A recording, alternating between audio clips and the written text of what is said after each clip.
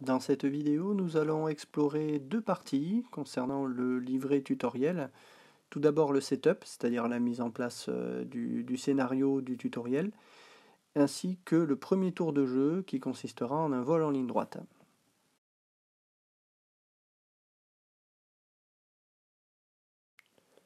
Commençons par le setup, donc la mise en place. Donc, dans le livret tutoriel, vous avez ce scénario qui est monté avec trois appareils, deux F-16 et un F-5. Donc nous allons jouer dans le tutoriel un des deux F-16, et notamment le F-16 numéro 1. On peut voir que sur les avions, vous avez un chiffre 1 et un chiffre 2 pour pouvoir différencier les deux F-16.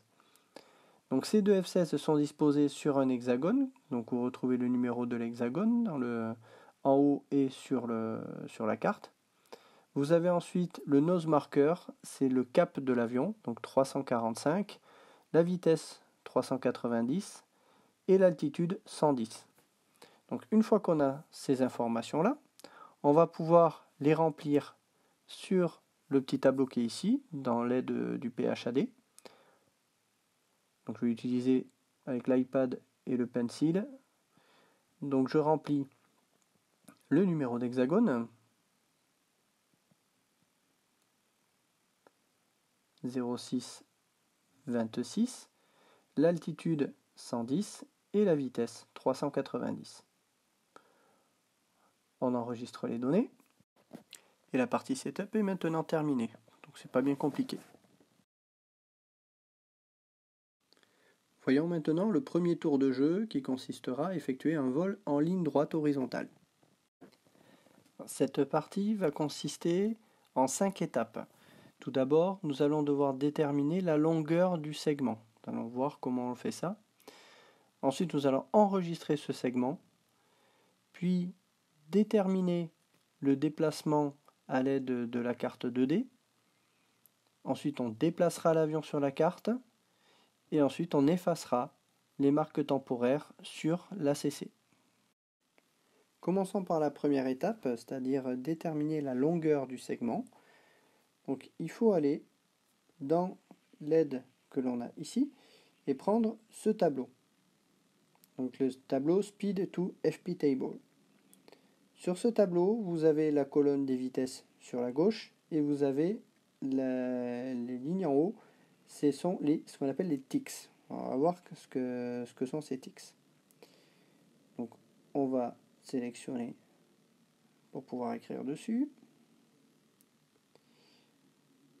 Donc, il faut savoir que pour chaque tour de jeu, on a droit à un maximum de 10 ticks.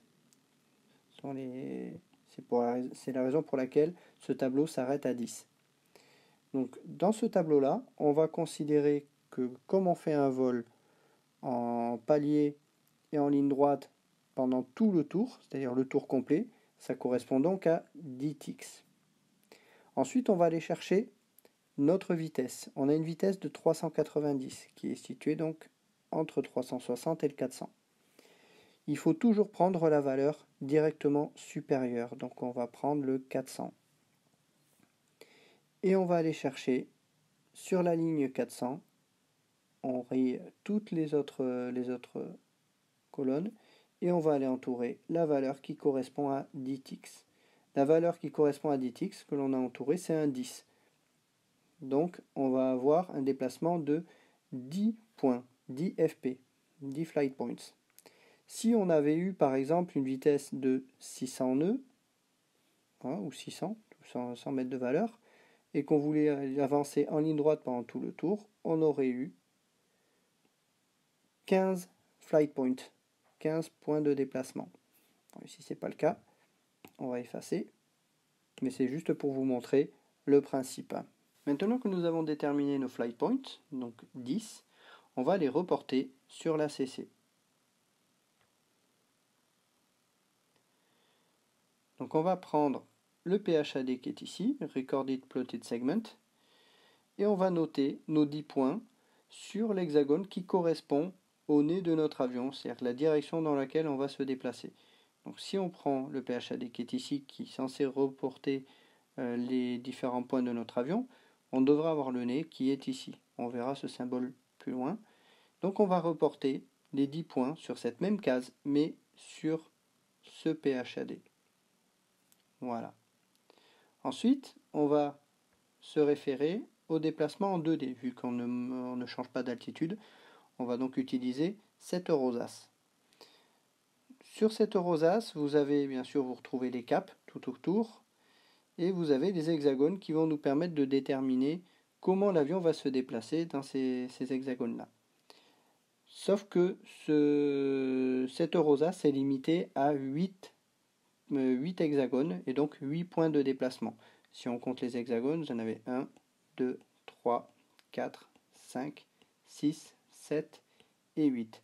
Or, nous, on va se déplacer au total de 10 points de déplacement, donc il nous manque le 9 et le 10. Alors, c'est pas un problème. On va aller d'abord jusqu'à 8. Et donc, notre cap est ici. On a un cap 345.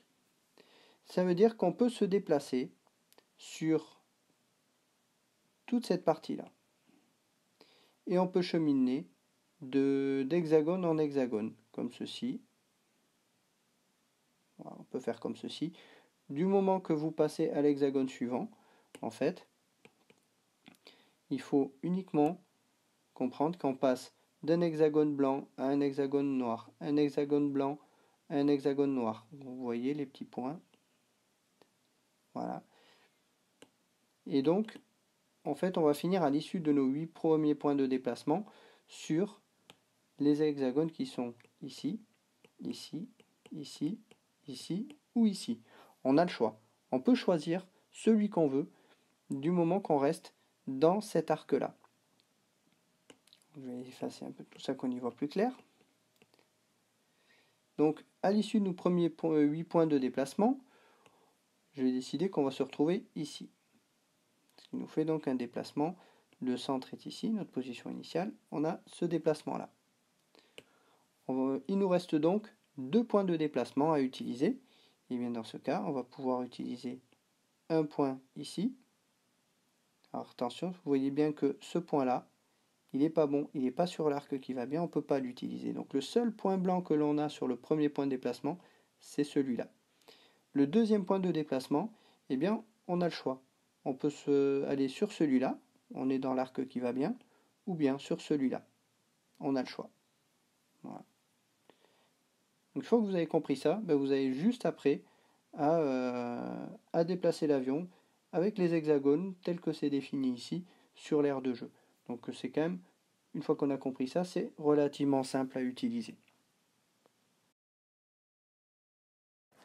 Sur cette image qui est tirée du livret tutoriel, vous avez donc les déplacements sur l'aire 2D en haut, et ensuite en dessous l'ensemble des déplacements qui sont possibles justement à la fin. Et vous avez donc au final 6 positions différentes que vous pouvez prendre pour un déplacement en ligne droite de 10 points. Alors dans le cas présent, celui qui a été retenu, c'est celui du milieu. Vous avez l'avion qui est en couleur. Donc l'avion va finir en fait sur la case qui correspond à ça. Donc vous avez tout simplement ensuite à déplacer la miniature de l'avion sur l'aire de jeu de façon à rejoindre la position que vous souhaitez. Une fois que votre avion a été déplacé, et seulement quand il a été déplacé sur l'aire de jeu, vous pouvez effacer les données sur l'ACC. Donc, on va le faire. Donc on va effacer cette partie-là qu'on a notée et également cette partie-là. Il faut également penser à supprimer et à effacer donc ce que l'on a utilisé ici pour déterminer les flight points. Donc on va les effacer eux aussi, de façon à avoir des cartes qui soient vierges pour le prochain tour de déplacement, tout simplement. Et dernière chose qu'il faut penser également à modifier, c'est le numéro d'hexagone où finit l'avion. On va le modifier. Donc si on s'en réfère à notre dessin, on finit donc sur l'hexagone 1623. Donc on va modifier ceci. et on finit sur le 16-23. Ainsi, on va pouvoir commencer le tour suivant avec le bon hexagone, l'altitude et la vitesse. Là, on n'a pas fait les calculs pour changer. Ça, on le verra dans les vidéos qui vont suivre, de façon à y aller pas à pas.